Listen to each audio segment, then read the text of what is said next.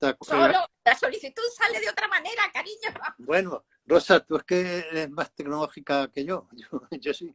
Creo que sí, francamente.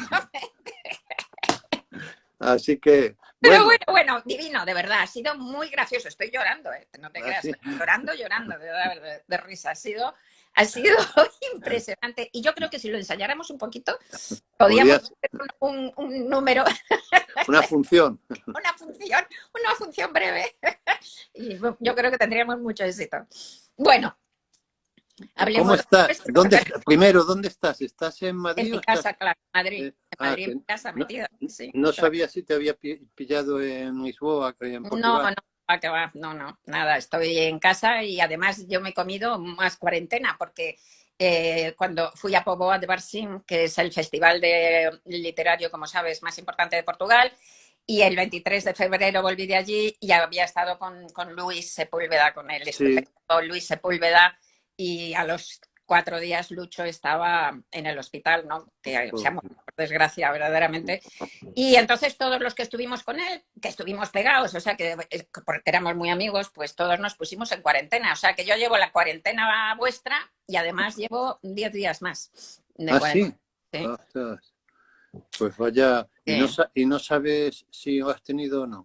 No, no lo he tenido. No, has tenido. Desgracia. Bueno, no sé si lo he tenido asintomático. O has sido asintomática, porque como esto es tan raro, yo no entiendo nada de cómo funciona. Bueno, no vamos a contarnos ahora las enfermedades, que esto es una tentación también.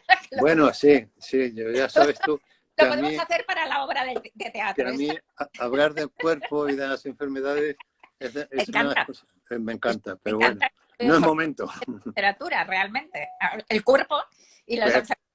Que por cierto, acabo de leer, bueno, me falta un poco para terminarlo, un libro que se llama así, que es de un autor americano, se llama Bryson. Hombre, Bryson es maravilloso. Recomiendo a todo el mundo, ese no lo he leído, el del cuerpo, pero tú has leído una breve historia de casi todo. Claro, por eso. Ahí no conocí... David Bryson, os lo recomiendo a todos. Es un libro maravilloso, divertidísimo. Pues acaba de salir un libro que se llama El cuerpo humano, que es sobre el cuerpo, pero escrito como escribe, que sabes que tiene un tono muy narrativo, que es muy riguroso, pero sin perder el rigor, parece que se está contando un cuento científico, que no me acuerdo cómo se llama. Dice que un virus es una mala noticia envuelta en una proteína. Está muy bien, está muy bien. Una cosa que te va a interesar, seguramente lo sabes ya, pero que también cuando pienso en esto, pienso en tu literatura, es que el virus es un zombie. ¿Sabes qué es el zombie? Porque no se sabe si está vivo. Hay una lucha ahí entre los científicos entre si está vivo o está muerto. Es una cosa intermedia entre la muerte y la vida, el virus. No o sea que... no es un ser vivo.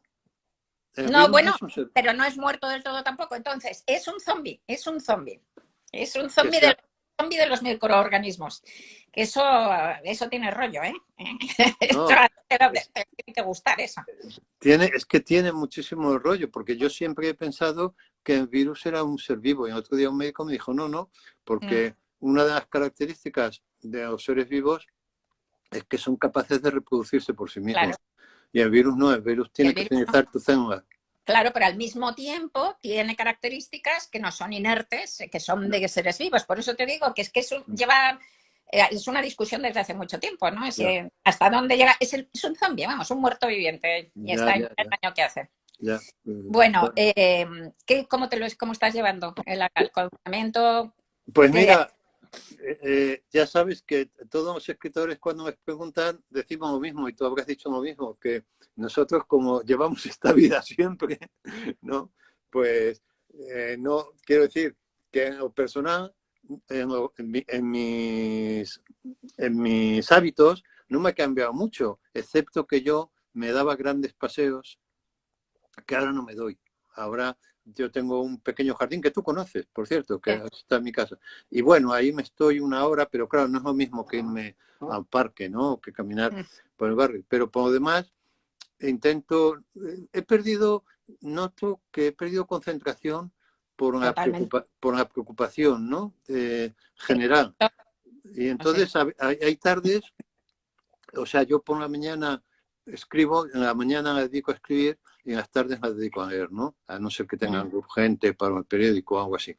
Y entonces he notado que en la lectura he perdido concentración porque enseguida empiezo a pensar, en fin, que la atmósfera es una atmósfera... es complicada. Es complicada, ¿no?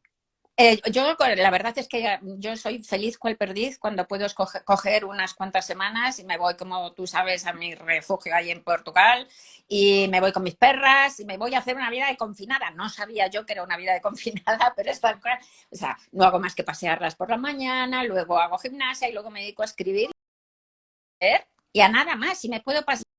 Mi récord son 5 semanas que me pasé un agosto y sin hablar con nadie físicamente, ¿no? O sea que, y yo feliz, pero aquí, claro, no funciona igual por eso, por el ruido del mundo, por el ruido del dolor del mundo, por la preocupación. Yo la primera semana es que no podía ni leer ni nada, pero luego aunque tengo un agujerito en la cabeza todavía, pero luego me reconduje e incluso he conseguido terminar una novela. Bueno, la tenía... qué bien. Sí, la tenía... Sí, estaba para la revisión, ¿no? Antes del confinamiento, pues ya la había terminado el primer borrador, la estaba dejando reposar y ahora pues me he puesto intensamente y la he terminado y la acabo de entregar. Que no ¿Y de sé, qué va? pues es contemporánea. No Sí, es no, cuéntame. No te voy a hablar. Voy a contarte. Sí. Está protagonizada por un hombre, aunque tiene una mujer un papel maravilloso que se ha ido comiendo la novela y que me ha terminado enamorando. Esa mujer no se parece nada, absolutamente nada a mí, pero me encantaría ser amiga suya, la verdad. Raluca se llama porque es de origen romano. Y luego pues es una novela sobre el bien y el mal y sobre la fuerza del bien pese a todo, aunque el mal sea tan hiriente y tan tremendo, pero bueno, sobre el bien y el mal, pero gana el bien. O sea, y bueno, estoy bastante contenta, estoy muy contenta, si quieres que te diga la verdad. ¿Y dónde transcurre la novela? Pues en un pueblo muy raro, un antiguo pueblo minero que me he inventado yo, que está cerca de la zona hullera de Puerto Llano y se llama Pozo Negro, es invención pura, y es un pueblo que, bueno, tenía una mina enorme que se llamaba La Titana, la más grande de esa zona hullera, todo esto es invención, y cuando la cerraron en los años 60, pues empezó a marchitarse, entonces es un pueblo que se está muriendo, ¿no? Entonces en ese pueblo, pues sucede. Y es una atmósfera, y hay una tensión, hay una intriga muy cerrada. Pero es una atmósfera rural, no es una atmósfera urbana. No, atmósfera... nada rural. No. No, nada rural, no tiene nada que ver. No, son gente de la ciudad que han venido. Te cuento, y ya dejamos de hablar de esto, te cuento el comienzo. Un hombre, así como con pinta ejecutivo y tal, con 50 años, va en el AVE de Madrid-Málaga. Y entonces, que es un ave que es un peñazo, porque para en 20.000 sitios, entonces está trabajando en el portátil, no levanta la cabeza, pero de repente se para en un apeadero, que es un sitio horroroso de estos del desarrollismo franquista, unas casas espantosas, vías horribles, una casa horrible con un balcón a la altura de las vías, con una botella de butano oxidada y podrida en el balcón, todo horrible, ¿no? Y mira, y en ese balcón hay un cartel que es una caja de zapatos de estos, la tapa de una caja de zapatos pintado a mano que dice se vende y un número de teléfono, que es increíble. ¿Quién va a vender esa casa horrorosa, ¿no? Entonces el tren arranca, el hombre llega a la siguiente estación, que es Córdoba Central, se baja, no sabemos nada de él ni nada, ¿no? Se baja, coge un tren de vuelta, en realidad un autobús, pero da igual, vuelve al pueblo y compra la casa y se queda allí. Ya. Y luego todo es la historia de por qué se queda ahí, en ese sitio horrible, la gente que conoce y lo que pasa, ¿no? Hay una intriga fortísima porque está lleno de misterios que se van resolviendo equívocos, digamos, ¿no? Tiene muy buena pinta. ¿Tiene título ya? La buena suerte. La buena suerte. Pues mira, secreto por secreto. Secreto por secreto. Acabo de terminar un libro. ¿Qué libro? Hace 3 días. Sí. ¿Y qué libro? Pues es un libro que me ha gustado mucho escribir porque es un libro que he escrito, no he escrito yo, pero en conversaciones con Juan Luis Arzuaga, paleontólogo. Sí, qué bonito. Me encanta. yo estuve hace años en Atapuerca y me quedé fascinado, me cambió la vida. Yo no sé si ¿conoces Atapuerca? Sí, sí, he estado 2 veces, me la han enseñado. Además, otro de los paleontólogos fascinante. Es impresionante. Claro, yo a casa me preguntaron que dónde había estado, que de dónde venía. Digo, pues de ver a los abuelos, porque yo tuve la impresión de que estos seres de hace, en fin, 300.000 años 400. estaban muy cercanos a mí. Y entonces empecé a leer muchas cosas de prehistoria con idea de escribir algo, pero claro, abarca tanto ese periodo, porque claro, la mayor parte de nuestra historia hemos vivido en la prehistoria. La historia no es nada, la historia es el 5% de nuestra historia, ¿no? Y entonces hubo un momento en que me desanimé porque cuanto más leía, menos sabía, ¿no? Sí, ¿Qué es lo que ocurre? Que cuanto más aprendes de una cosa, más ignorante eres sobre ella. Y entonces, pero tuve la suerte de que me enseñó el Museo de la Evolución, que es fantástico, me lo enseñó Arzuaga y allí lo conocí. Y entonces al año siguiente yo publiqué una novela y me las arreglé para que presentaran en el Museo de la Evolución. No lo sabía. ¿Fue la que hiciste? ¿La que presentaste allí? ¿Qué novela? Presenté, bueno, en la última que presenté fue La vida a ratos, y ahí es donde estuve. Y entonces conseguí que me organizaran una comida con Arzuaga. Y Arzuaga, no sé si tú lo conoces personalmente, es un narrador oral fabuloso. Es un narrador oral, es fácil, porque como está, él dice que como es catedrático, tiene que ser muy seductor para que los alumnos no se duerman, ¿no? Sí. Entonces es un narrador oral fantástico. Y yo me quedé fascinado con el discurso que tiene, porque además cada poco tiene un acierto expresivo, muy literario. Total, que en la comida, al segundo plato que ya habíamos tomado media botella de vino, le dije, oye, Jesús. Gracias. Le dije, oye, a mí me gustaría escribir algo sobre la vida, no exactamente sobre la prehistoria, porque cuando él habla de la prehistoria, habla de la vida en general, ¿no? Entonces, o sea, no pone entre la prehistoria y la vida esa frontera de la educación tradicional.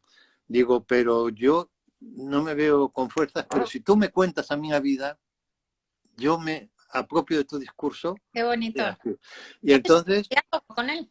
Y entonces hemos estado 2 años en los que, por ejemplo, me llevaba a una exposición canina, a una exposición de perros, por ejemplo, estoy acordando, ¿no? Y entonces me contaba Darwin en la exposición canina, o me llevaba a un parque infantil para explicarme la bipedestación, o me llevaba a un cementerio para explicarme la muerte. Entonces, ha sido un libro que ha sido maravilloso, porque claro, el material venía de fuera, tú sabes lo que es eso, ¿no? Sí, pero lo has hecho tuyo. Claro, entonces yo lo que hacía era seleccionar el material y articularlo, y yo creo que ha quedado, ahora estoy con el enamoramiento como tú, del libro recién acabado, ¿no? Sí. ¿Y cómo se va a titular? Se va a titular La vida contada por un sapiens a un neandertal. El neandertal soy yo, claro, ¿no? Qué bueno, me encantan los neandertales. Espera un momento, que te voy a ver si tengo, ¿dónde lo tengo? Tengo una foto yo de un neandertal por aquí porque me encantan los neandertales, que es justamente del museo, que es un neandertal, nada, ahora no sé dónde está, pero bueno, es del museo ese, que es una cabeza, de la nueva teoría sobre los neandertales, que no eran nada brutos, ni eran nada, ¿no? Entonces, eran muy tiernos. Hombre, tú sabes ¿no? que yo... Una cabeza maravillosa como un indio, ¿no? Con un tocado de plumas muy bonita. No sé qué había pasado con la tarjeta esa, que la tenía. Sí. Te voy a enseñar una cabecita, luego te cuento, pero es que vale. me ha recordado... Vale. Mira, es que me ha recordado, a ver si ve, mira qué cabecita tengo yo. Ay, qué bonita, sí. Esta no es una cabeza de jíbaro, reducida por un jíbaro, pero es una imitación, pero que tiene gracia. Pues sí. ¿Tiene gracia? Ya, pero bueno, sí, lo que te contaba de los neandertales es que no hay esa diferencia que nos han contado de los cromañones, los listos y los neandertales como gorilas, para nada, vamos. O sea, la nueva paleontología pues dice que no es así para nada, ¿no? Así pues que me parece muy bien que seas un neandertal. Yo me identifico mucho con los neandertales porque creo que si hubiera triunfado esa especie en lugar de Sapiens, el mundo sería mejor. Yo pienso que en los neandertales eran buenas personas, en los Sapiens eran jodidos, claro. Y claro, yo pienso que los neandertales follaban por amor y los Sapiens por interés. Y ahí... ¿Dónde sacas esa teoría? Pero yo creo que éramos muy parecidos. Fíjate lo que te digo. Sí. Y tú sabes además que la población europea tiene entre un 3 y un 4% de nuestro genoma viene de los neandertales, o sea que somos un poquito neandertales. ¿Sí? Somos un poco, unos más que otros, yo creo que soy mucho. Bueno, entonces, en la historia del libro lo que he hecho ha sido crear dos personajes, uno que es un sabio, que es Juan Luis Arzuaga, y otro que es un bobo, que soy yo, que estoy todo el rato preguntándome, y entonces, y estoy contentísimo, porque además, de vez en cuando, ¿a ti no te apetece de vez en cuando descansar de la ficción? Aunque... Pues yo es que lo hago, o sea, de repente hago la ridícula idea de no volver a verte. Sí, y claro, ahí está, sí. El próximo libro, un libro de esos míos, como La loca de la casa y tal, un libro que me gusta como ficción y no ficción, que es una especie de ensayo de esos raros sobre creación y locura. Y estoy leyendo un montón de libros ahora, también aprovechando para prepararlo. Sí, pues es que, claro, en la cuestión es que digo descansar de la ficción, pero en realidad no descansamos de la ficción nunca, porque en el momento en que coges ese material, lo conviertes en ficción. Yo me acuerdo, por ejemplo, de que me gustó mucho, tú sabes, el libro de La loca de la casa. Gracias. Que me gustaba justamente porque rompía la frontera un poco también, entre la frontera entre la ficción y la verdad. Y, bueno. Pero aparte de que tú eres el primero que sabes, y toda tu obra habla de eso, de que lo que consideramos realidad y no ficción tiene más ficción que nada. O sea, claro, la vida que vivimos es pura ficción, es puro invento, es un cuento. Yo suelo decir que en la realidad es un delirio consensuado. Exacto, muy bien, perfecto. Es un delirio consensuado. Y el que no consigue consensuar es el que es considerado loco. Claro, loco está. Mira, ¿tú te acuerdas del caso de este hombre, del impostor que decía que había estado en un campo de concentración? ¿Cómo se llamaba? Sí, un español, José, no sé cuántos. Sí, que es catalán. Sí. Pues yo entrevisté para Canal Plus y yo me di cuenta que ese hombre no mentía, que ese hombre era un delirante. Lo que pasa es que tenía el delirio además muy bien montado, porque te acuerdas que este hombre intervino en el Congreso de los Diputados para contar cómo era un campo de concentración alemán y la gente lloraba, los diputados lloraban, ¿no? Es decir, que contaba los campos de concentración mejor que los que habían estado allí, ¿no? Eso es lo que luego alegaba él como defensa. Y se metieron mucho con él. Y yo me acuerdo que hice un programa en la radio y yo decía, bueno, pero si tanto me molesta a la gente un delirante, no un mentiroso, porque él no era un mentiroso, era un delirante. Porque no se meten con el Papa, que tiene un delirio de que es un representante de Dios en la tierra. Que eso sí que es un delirio fuerte, o sea, creerte que eres el representante de Dios en la tierra, ¿no? Y eso, sin embargo, está normalizado, porque hay consenso. Claro. ¿No? Yo ahora vengo y después de este cirio que hemos montado te digo, oye, además es que vengo asustadísima porque es que han llamado a la puerta y ahora con el confinamiento yo me acerco y abierto y era el demonio. Pues tú dices, vale, se ha brotado, ¿no? Está para encerrar. Claro. Fuera el siglo XII, no dirías eso, dirías, ¿qué me dices? El demonio, ¿qué has hecho? ¿Le has enseñado una cruz?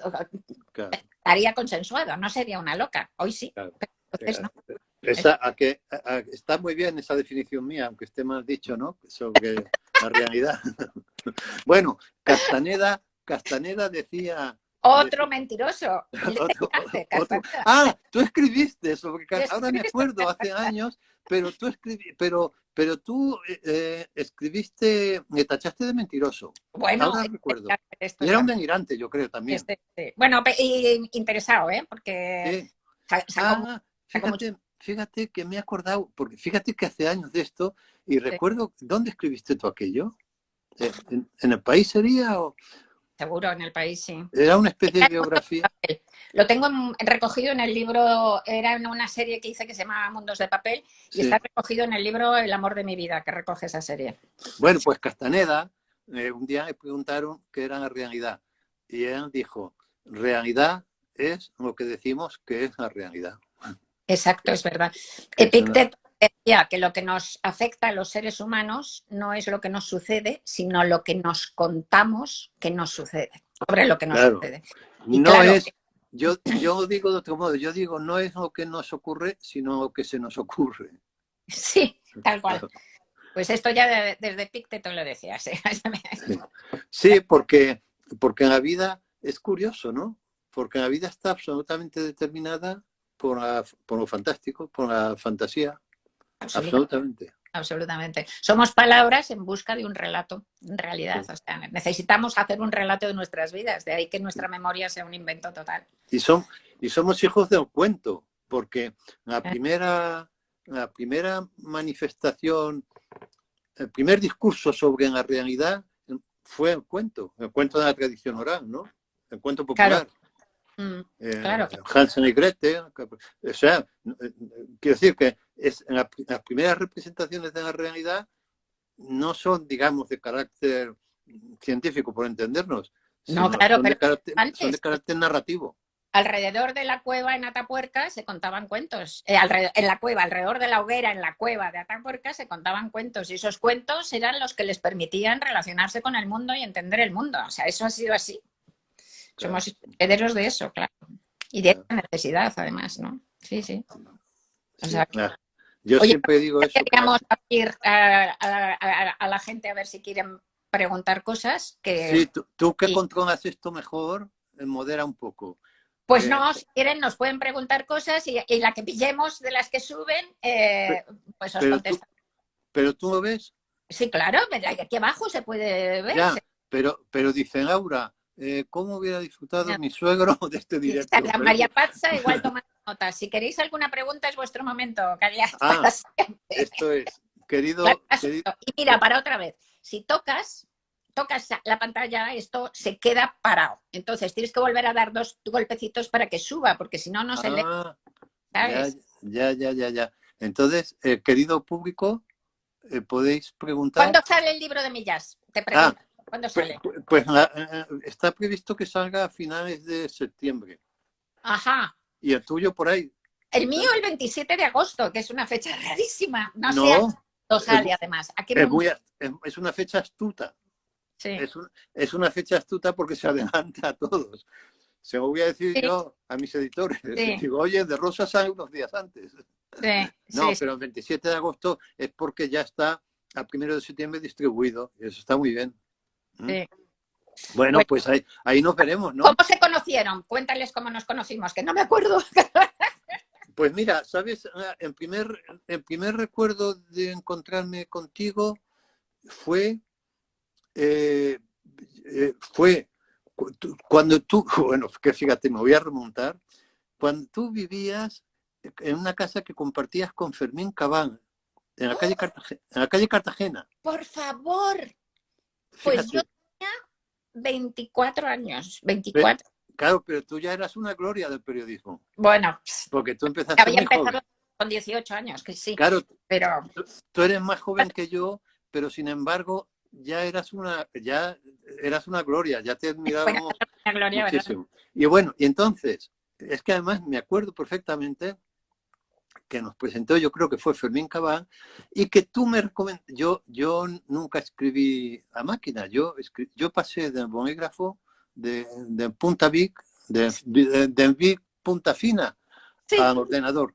Wow. Y entonces yo escribía mis libros a mano y luego buscaba a alguien que me los mecanografiara. Y tú me recomendaste a una amiga que trabajaba en la Cruz Roja. Claro, que vivía también con nosotros. Vivíamos tres juntos, claro. Vivíamos cada uno en una habitación, éramos jóvenes, no teníamos dinero. Fermín Cabal, Olga, con su hija, una hija pequeña, y yo en otra habitación. Sí. Esto es, pues fíjate, te debo estar hablando de los años 70, ¿no? Sí, 70, claro, 74, 70, 75, 70, por ahí. Oye, uno ha preguntado que cómo llevas, que me ha parecido una pregunta muy buena, que cómo llevas todo esto del coronavirus con tu hipocondría.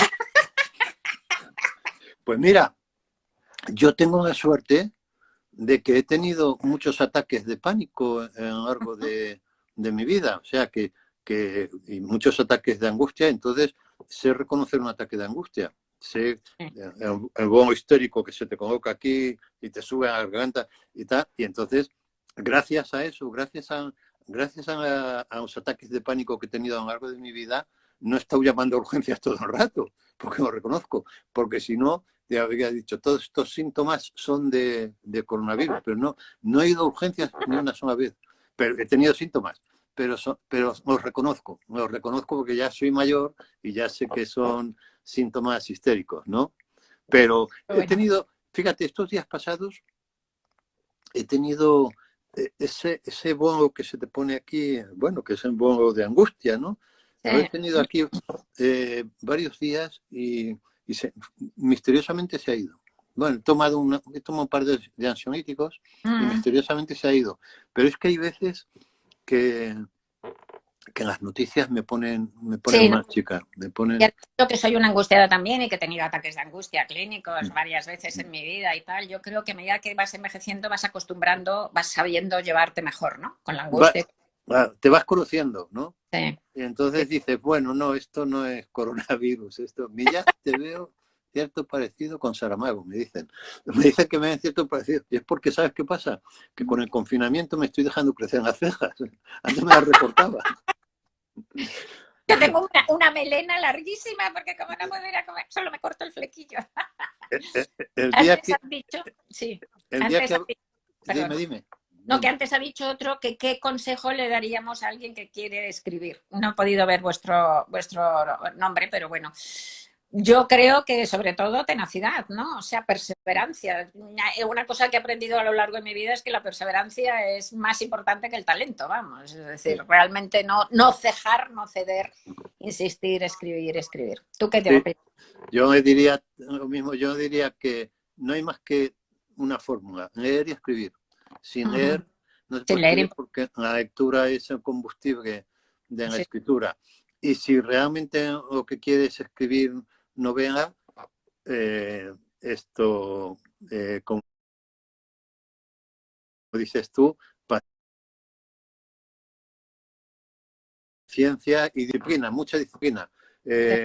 Porque así como ha habido a lo largo de la historia poetas que con 18 años han escrito un poema genial, no se sabe de ningún novelista que haya escrito una novela genial con 18 años. Entonces, bueno, con 18 no, pero nada de la Foret la escribió con 20. ¿eh? Hay algunas excepciones. Son excepciones. Mira, García Ortegano decía una butad que a mí me gustaba mucho, ¿no? Que decía que para ser novelista no era preciso ser tonto, pero ayudaba bastante, ¿no? Porque decía que la novela era género de los torpes.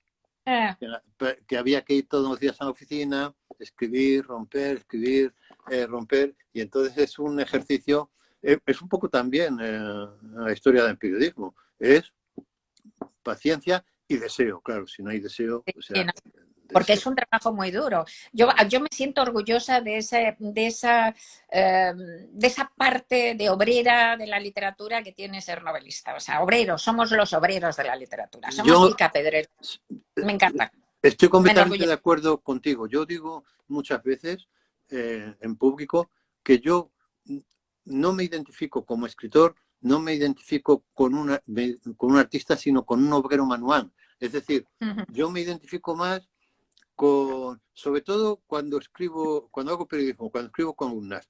Yo pienso mi columna como un fontanero pensaría un circuito de agua, ¿no? O como un electricista, tú no ves estas cosas que mandan a los niños en el colegio a veces, que se obligan a hacer un circuito eléctrico en un tablero. Sí, sí, sí. Claro, hay gente que hace circuitos muy bellos, pero luego le das al interruptor y no se enciende, ¿no? Es decir, la cosa, yo cuando escribo una columna pienso que es como un circuito eléctrico que al final si no se enciende, por muy bello que sea, no... Entonces yo estoy completamente de acuerdo contigo. Es un trabajo de trabajador manual, más que de artista, ¿no? El poeta es otra cosa. El poeta está en otra dimensión, ¿no? Pero en narrador y en periodista ya es verdad que se parece más a un fontanero. A mí me ocurrió una vez una cosa hace años que tuvo cierta gracia, me lo conté en una columna, que es que había llamado al fontanero porque no funcionaba la cisterna, me parece, algo así, ¿no? Y estaba yo solo en casa. Y entonces el hombre llegó y se puso a trastear por allí y yo estaba escribiendo. Y cada poco venía y me decía, oiga, ¿no tendrá, por no ir al coche, por no salir al coche, no tendrá una goma? Y yo sacaba la caja de herramientas y tal. Me daban ganas de preguntarle, oiga, ¿usted no tendrá un adjetivo? ¿No? Pero bueno, el caso es que está. Y ya en un momento de eso que vino me dijo, oiga, ¿usted es escritor? Era bastante evidente, claro. Y le dije, sí. Y dice, ¿me importa echarme un ojo a un currículum que he escrito para la Renault, creo que era? Y digo, bueno, venga, se fue al coche, esta vez sí se fue al coche y volvió con el currículum, ¿no? Y me lo dejó y se fue. Y el currículum era un desastre, ¿no? En fin, lo tuve que rehacer. Y entonces al cabo del rato viene y dice, bueno, era un desastre lo de la cisterna. Digo, pues el currículum era un desastre también. Digo, ¿qué debo de lo de la cisterna? Todavía eran las pesetas. Y no, si me dijo 1000 pesetas. Digo, pues el currículum son 1500. Pero bueno, había una cosa ahí de que los dos estábamos haciendo un trabajo manual en donde el texto tenía que funcionar, la cisterna tenía que funcionar y el texto tenía que funcionar, ¿no? Y en ese sentido era un trabajo manual. Pues sí, y ya te digo que me parece a mucha honra, porque esto además te hace estar en contacto con la realidad.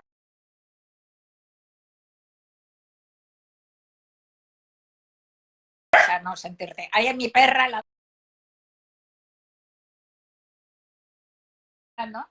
Mi perra, la pobre, que me han preguntado antes que qué tal están, pues está la pequeña que como está operada de la espalda porque la atropellaron, pues ahora que no corre ni nada, está... Ay, que pobre. Antes estaba muy fit, ¿no? Muy musculosa, pues estaba muy bien, pero ahora se me está quedando paralítica la pobre. Oye, así que estoy súper preocupada. Dice la gente que se van a la ventana a aplaudir, quizá es ahora, ¿no? Nos vamos a aplaudir. Adiós. Nos dejamos aquí. Rosa, sí,